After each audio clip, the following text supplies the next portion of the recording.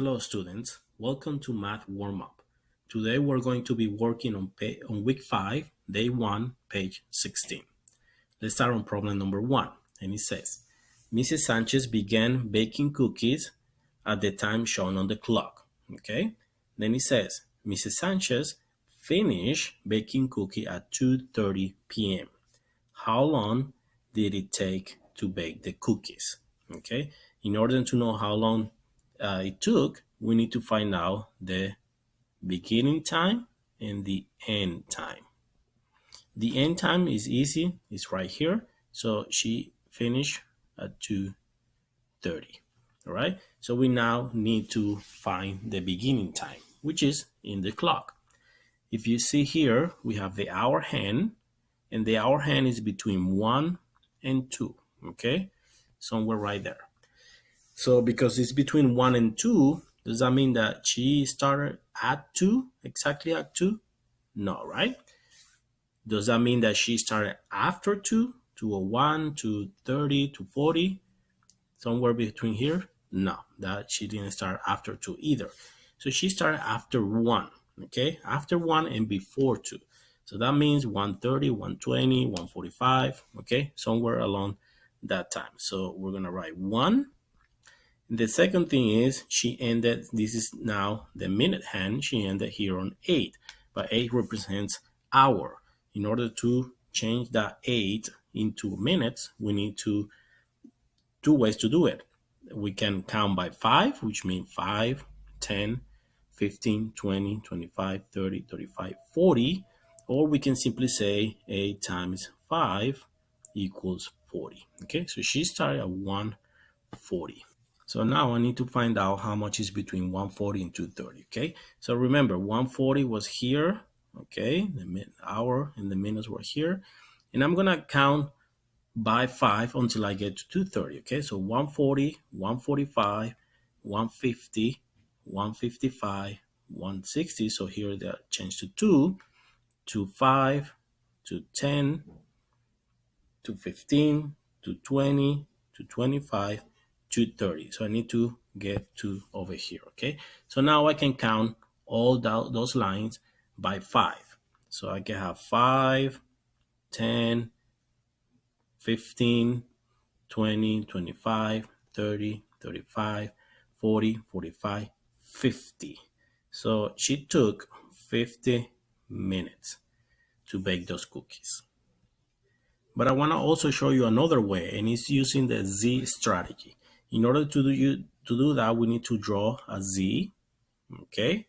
And we're gonna have the beginning time right here, and we're gonna write the ending time right here. So the beginning time is 1:40, and the end time is 2:30. Then we're gonna have two benchmarks times, one right here and one right here. So this benchmark time that goes with the beginning time is simply the hour, the whole hour that comes after the beginning time. So the beginning time is 1:40. What hour comes after that? So the hour that comes after that is 2, the whole hour, okay? And we're gonna do the same thing with the ending time, but this time we're gonna do the whole hour that comes before the ending time, which is 2:30, okay? So that will be 2 also, okay? The next step is to figure out how many minutes are from the beginning to the benchmark time. And from 1:40 to 2, there are 20 minutes, okay? And we also need to figure out how many minutes are from each benchmark time to this ending time. And from 2 to 2:30, there are 30 minutes, okay? The third step will be how many minutes are from those two benchmark times, okay, from this one to this one. In this case, 2 is the same, so there are no minutes, but there are going to be some cases where we have here are 3 and here are 4, so there are going to be 1 hour or a few minutes, okay, but in this case, we don't have any minutes. And lastly, the final step is to add those two numbers that we have. I'm going to do it right here. So 20 plus 30 equals 50 minutes. And it's the same that we have over here. Problem number 2. Find the perimeter of the rectangle. Okay, remember perimeter is the distance around a shape. Okay, in this case is the rectangle. And then here in the rectangle we have 13 inches and 13 centimeter and 39 centimeters. So we need to find the other sides, okay? So because we know the rules of a rectangle, we know that opposite sides are equal. That means this one is also 13 and this one on the top is also 39, okay? Because they're equal. So to find out the perimeter, there's 2 ways to do it. One is simply add all those numbers, all the sides. So we have the length, that will be 39, plus the width 13, plus 39, plus 13. I'm going to do this right here on the side, so that will be 39. Remember, we always try to add 2 numbers at a time, okay, to avoid confusion. Okay, so 9 plus 3, that's 12. Then carry the 1. 3 plus 1 is 4, and 1, that's 5. Okay, 52. But if you can see, if I have another 39 and another 13, that will also be 52. And then I add 52 plus 52. Okay, 2 plus 2, 4. 5 plus 5 is 10. Okay, so the perimeter of that shape is 104 centimeters. All right, now there's another way to do it. If you see here, we have the same process twice. Okay, if you look at the rectangle, we have the same number twice, and this 13 also twice. Okay, so the other way to do it would be 2 times 13 plus 2 times 39. Okay, so here with the multiplication number sentence, we have 2 times 39 plus 2 times 13. Okay, 2 times 39 equals, let's do it this way better, 39 times 2. Okay, 2 times 9 is 18. 2 times 3 is 6, and 1 is 7, so 78. And then 13 times 2. 2 times 3, that's 6. 2 times 1, that's 2. And then we add those 2 numbers. So 78 plus 26. 6 plus 8 is 14. Carry the 1. 7 plus 2 is 9. And 1 is 10. And we have also the same answer, which is 104 centimeters. Okay, so those 2 ways are great ways to solve or to find the perimeter of a rectangle. Problem number 3. All triangles have 2 acute angles. Okay, the third angle is used to classify a triangle. So the third angle is what is going to give the name to the triangle. Label 2 acute angles. Okay, so we have one task to do. We have to label 2 acute angles in that triangle. And then it says, based on the third angle, what type of triangle is shown. Okay, so based on that third angle, what is the name of that triangle? So that's our second task. So we have to do 2 things. Okay, acute angles, just as a reminder, are angles that are less than 90 degrees. Okay, and remember, an angle is the space between 2 lines. Okay, so this space right here. Okay, so acute angles are less than 90 degrees. Do you remember any other type of angles? Please pause the video right now and think about the other type of angles, and then when you have an answer, you can play the video again. Okay, and the other 2 that we're gonna cover here is the obtuse angle. Okay, so that's an angle, a great angle that is greater than 90 degrees. Okay, and it's called obtuse. And then we have the right angle, and the right angle is exactly 90 degrees, okay? It's called the right angle. So here we have to find out two acute angles. So two angles that are less than 90 degrees. And then we have this line right here, or this angle, okay? If I draw a line here to represent a 90-degree angle, we can see that the line is less than 90 degrees. 90 degrees will be this, and the line is right in the middle, okay? So this one will be an acute angle. Will be an acute angle, okay? So I'm gonna write it with a A, represented with a A. Another one is right here. I'm gonna take this as a base, and then I'm gonna draw one that makes a right angle, okay? And if you can see, it's also less than a right angle, okay? So that one is also an acute angle. And then we have the third one, okay? Remember that we already did task number one. So the third one is gonna tell us, depending on what angle it is, what's the name of the triangle, okay? If this angle is an acute angle, then the triangle is gonna be an acute triangle. If that one is an obtuse angle, then the triangle is gonna be an obtuse triangle. And if it's a right angle, then the triangle is gonna be a right angle, okay?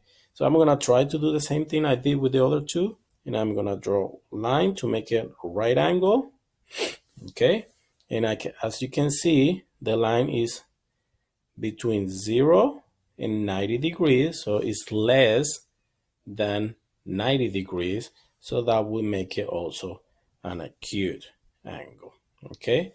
So because it has all acute angles, then the name of this triangle is acute triangle.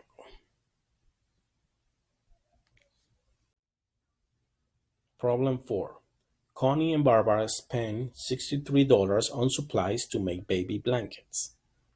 Each blanket sold for $25. They sold 10 blankets. What was their profit? Okay, so what is the profit? Just as a reminder, a profit is the difference between the total amount they earn and the total expenses, okay, how much they spend. And whatever's left, that's their profit, okay? So profit will be the difference between the total amount they earn minus the total amount they spend, okay? Do we have how much they spend in total? Yes, it says right here, they spend $63, okay? So we can substitute that one with 63. Do we have how much total they earn? Well, it doesn't say directly, but it says they sold each blanket for $25 and they sold 10 blankets. So we can find out how much they earn. So the way to find out is 10 times 25. That will be 250. Okay, so the total earn was $250. Okay, so the profit will be the difference of those two. So I'm gonna do it here on the side. So 250 minus 63. Okay, so we cannot take 3 from 0, so we have to regroup. So this 5 turns into 4, and this 0 turns into 10. Okay, and remember the 5 value is 50, so it's lending 10 to the 0. That's why the 0 now is 10. Okay, and because he gave away 10, now the 50 turns into 40. Okay, and that's the explanation behind the regrouping. Okay, so 10 take away 3 is 7. We have the same problem here, so we have to regroup. So this 200 turns into 100 because it's lending 100 to this 40. So that will be 140 or 14 tenths. 14 tenths minus 6 is 8. Okay, and then 1 minus nothing is 1. So the total profit for Connie and Barbara was $187. Problem number 5. The following numbers represent the number of tickets sold to attend the top 3 movies of 2012. And here we have the 3 numbers.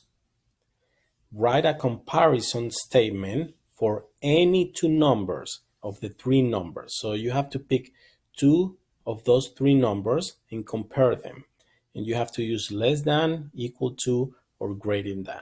Okay, so obviously there are three numbers, and also you can put them in the order that you want. So there's going to be several right answers. Okay, so I'm going to try to cover all of them. I'm going to do one and explain one, and then try to write all of the possible answers that you can come up with. Okay, so to do that, we have to first take two numbers. Okay, I'm going to take this and this, and I'm going to write in the same order. So this one is 56,298,881, and then 51,257,624. Okay, so in order to compare, we're gonna start with the farthest place value, okay, or the greatest place value. In this case, it's gonna be 10 millions. Okay, this one right here, and this one right here. So we're gonna compare each number. So 5 and 5, they're equal. So we go to the next place value, and it's gonna be 6 and 1. 6 is greater than 1, so that means this whole number is greater than this second number. And the way we do it is we give 2 points to the greater number, 1 point to the smallest number, and then we connect the dots. So we can say 56,298,881 is greater than 51,257,624. Okay, the same way is gonna be with if you use other numbers, or if you use the same numbers but in the different order.